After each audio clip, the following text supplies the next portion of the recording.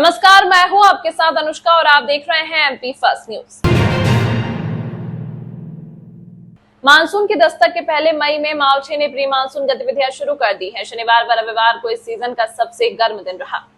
इसके पहले इसी माह में तापमान 4 तारीख को 42.7 और 17 तारीख 42.5 डिग्री पर पहुंच गया था। हालांकि शाम ढलने पर तेज गति से हवा चली और शहर में कहीं मध्यम तो कहीं तेज बारिश भी हुई। 24 घंटे में रात के तापमान में 2.9 डिग्री गिरावट आई है। मौसम विज्ञान विभाग के अनुसार पश्चिमी विक्षोभ मध्य विक्षोभ मंडल की पछुआ हवा के बीच मध्य समुद्र तल से 5.8 किलोमीटर की ऊंचाई पर दूरी बनाते हुए 56 डिग्री पूर्व देशांतर के सहारे 27 डिग्री उत्तर अक्षांश में उत्तर में एक ट्रफ के रूप में अवस्थित है। इंदौर उज्जैन रूट पर चलने वाली बस में कंडक्टरी करने वाले युवक के साथ लूट की वारदात को अंजाम देने के लिए खड़े आधा दर्जन बदमाशों से हुई झड़प। घटनास्थल पर मौजूद युवक और उसके भाई सहित 5 लोग घायल हैं, जिन्हें उपचार के लिए निजी अस्पताल में भर्ती कराया गया। घटना देर रात की बताई जा रही है, जब कंडक्टर अपनी बस से काम पूरा होने के बाद घर की ओर जा रहा था। कंडक्टर को लेने के लिए उसके भाई भी घटनास्थल पर मौजूद था। इसी बीच वहां मौजूद करीब आधा दर्जन बदमाश कंडक्टर के ऊपर झूम झटकी करने लगे। यह देख उसके भाई ने भी बीच बचाव किया। वहां मौजूद सवारी भी बीच बचाव करने लगी, लेकिन इसी बीच कुछ लोगों ने चाकू निकाल लिया और आनन फानन में वार शुरू कर दिए, जिसमें 5 लोग घायल हुए हैं, जिन्हें उपचार के लिए निजी अस्पताल में भर्ती कराया गया है। यह घटना इंदौर रोड स्थित निनौरा की बताई जा रही है। टीआई नरेंद्र यादव ने बताया, गाड़ी खड़ी करने को लेकर विवाद के चलते चाकूबाजी हुई थी। घटना में शामिल 3 आरोपियों को रात में ही राउंड अप कर लिया गया है। आरोपियों के खिलाफ 307 के तहत प्रकरण दर्ज किया गया है। घायल कंडक्टर ने बताया कि आरोपी ने तीनों पर चाकू से हमला किया है। घटनास्थल पर मौजूद थे और उन्होंने मेरे बस से नीचे उतरते ही झूमाझटकी शुरू कर दी थी। इंदौर से आ रहा था बस पर कंडक्टरी करता हूँ। मैं गाँव उतर रहा था, ये वहाँ खड़े थे, क्या मालूम क्या है तो वहाँ खड़े थे ना, आए ने बाइक पे बैठे तो इनने एकदम आया ना मेरे ऊपर झुमा झटकी करी। लोग की वारदात के लिए झुमा झटकी करी, रोड पे हाथापाई हुई। इनने मेरे को चाकू चुप दी। बड़ा भाई मेरे को घर से लेना आया था, बड़ा भाई ने फिर झुमा झटके तो उसको भी चाकू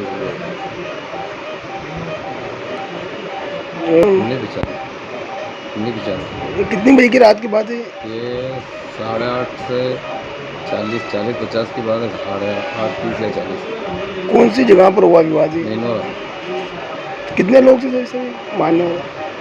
4-5 लोग थे।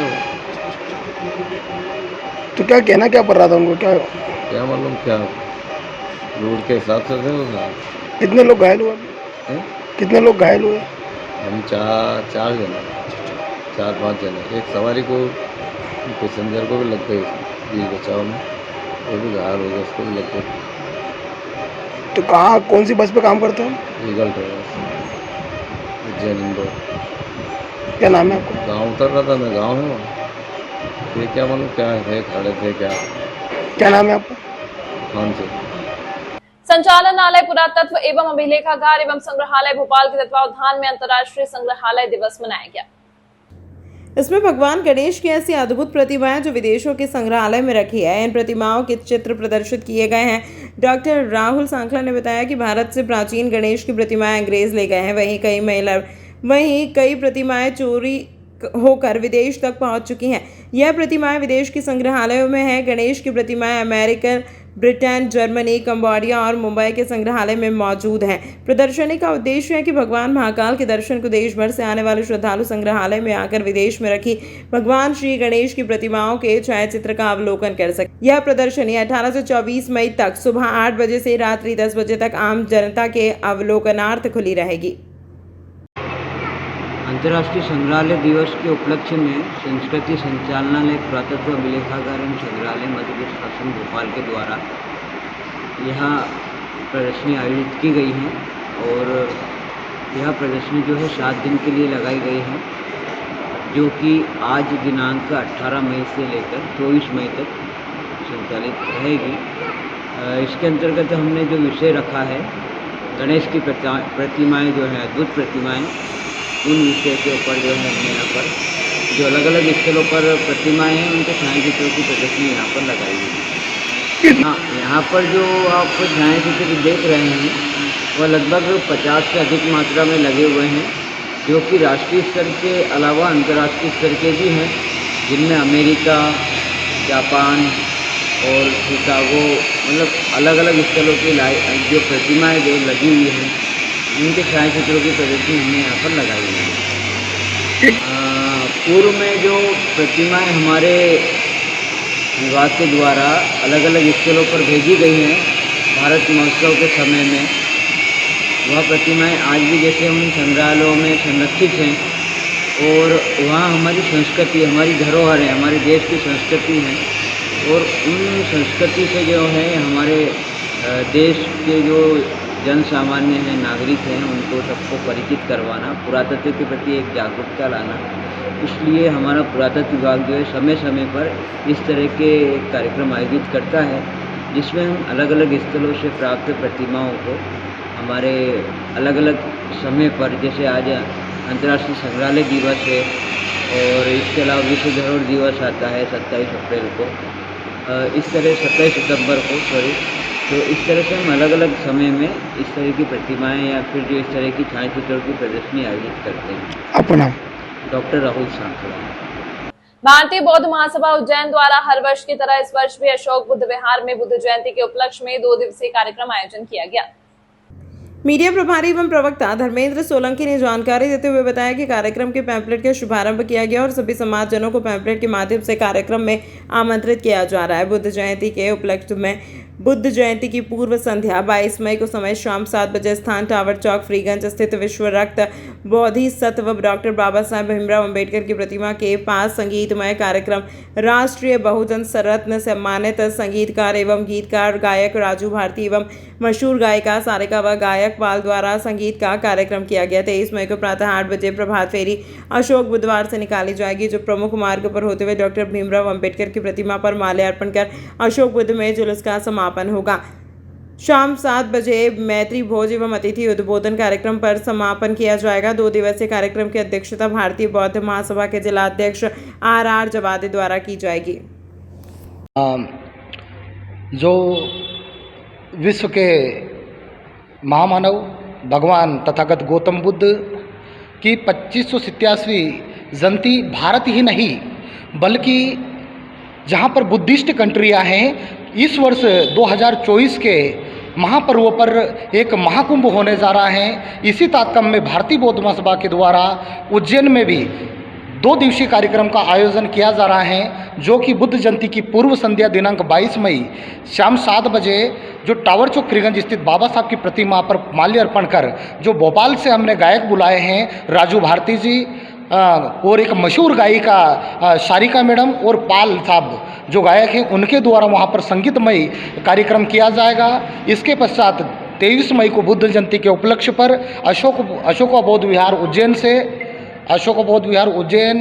से प्रभात फेरी प्रमुख मार्गों पर होते हुए बाबा साहब की प्रतिमा पर माल्यार्पण कर वापस अशोक बुद्ध विहार में समापन करने के पश्चात जो तराना रोड कानीपुरा स्थित बौद्ध महास्तूप हैं, जहां पर तथागत की आसंदी है, वहां पर बुद्ध वंदना कर वापस अशोक बुद्ध विहार में यहां पर अतिथियों का उद्बोधन एवं सम्मान करने के पश्चात यहां पर विशाल भंडारा मैत्री भोज किया जाएगा। इसके पश्चात कार्यक्रम का समापन किया जाएगा। धर्मेंद्र सोलंकी, मीडिया प्रभारी, भारतीय बौद्ध महासभा। हर साल की तरह इस वर्ष भी 2 दिवसीय प्रोग्राम रखा गया है। पूर्व संध्या पर टावर चौक पर संगीतमय प्रोग्राम होगा। भोपाल से गायक बुलाए हैं, पूरी टीम के साथ वो आएंगे और वह संगीतमय प्रोग्राम होगा। दूसरे दिन प्रभात फेरी निकलेगी अशोक बुद्ध विहार से, पूरे फिरगंज क्षेत्र घूमते हुए बाबा साहब की प्रतिमा पर माल्यार्पण कर अशोक बुद्ध विहार पर वापस आएंगे या समापन होगा। 4 बजे शाम को महास्तूप कानीपुरा पर जाएंगे और वंदना होगी।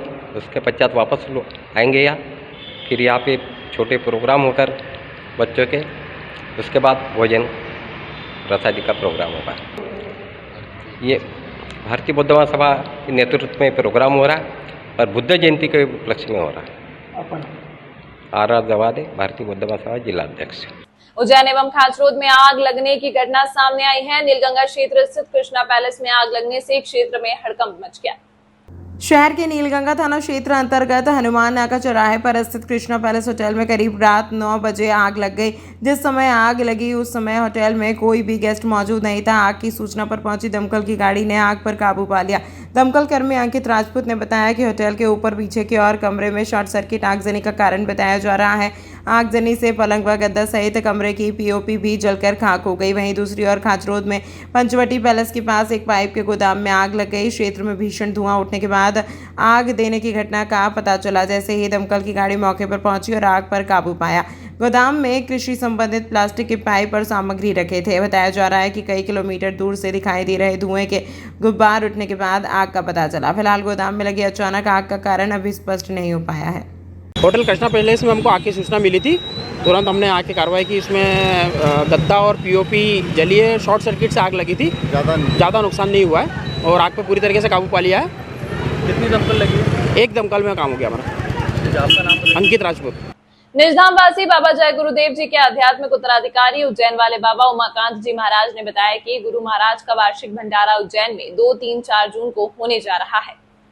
वहाँ गुरु की दया बरसेगी, पहुँचो, लाभ लो और लोगों को भी दिलाओ। जैसे सिंचाई में तो केवल जड़ थोड़ा तने को पानी मिलता है, लेकिन बारिश में पत्ते पत्ते को पानी मिलता है। बारिश रोज़ नहीं होती, मौका मत चूको। उन्होंने कहा जो नियमित आते रहते हैं उन्हें हर तरह के लाभ मिल रहे हैं। उन्होंने कहा नए पुराने लोग जो भी उज्जैन नहीं आए हैं सबको सम्मान के साथ ले आओ। भंडारे का प्रसाद अपने हाथों से लेकर के खाओ। यहाँ जीवात्मा नर्क और 84 की छुटकारा पा जाए, अपने घर अपने मालिक के पास पहुँच जाए। यह सबसे बड़ा परोपकार है। आप ही सुनिए महाराज जी के श्रीमुख से उनका ये निजी गहरा दृष्टांत। उज्जैन में 2, 3 और 4 जून को होने जा रहा है। 3 दिन का कार्यक्रम है, तो आप सब लोग तैयारी करो और वहाँ पर आओ। देखो, खेती करते हो तो खेत में पानी लगाते हो, तो वो पानी जो लगाते हो कहाँ मिलता है? पौधे को जड़ में, कुछ दूर तक तने में। लेकिन जब बरसात होती है तब पत्ता पत्ता को पानी मिलता है। फल जो उसमें लगा रहता है उस पर भी पानी पड़ता है और तना और जड़ में भी पानी जाता है। लेकिन ये बरसात रोज तो होती नहीं है, कभी कभी होती है, बारिश के महीने में होती है या कभी कभी होती है। ऐसे ही दया गुरु की बरसती है। ऐसे तो दया रोज हो रही है, लेकिन कभी जब वक्त आता है, समय आता है, तब दया बरसती है। तो भंडारे में दया बरसेगी। अब लेने के लिए वहाँ पहुँचो। देखो, जो लोग बराबर आते जाते रहते हो, आप देखते हो आपको हर तरह से फायदा दिख रहा है। तमाम महत्वपूर्ण खबरों के लिए देखते रहिए MP फर्स्ट न्यूज।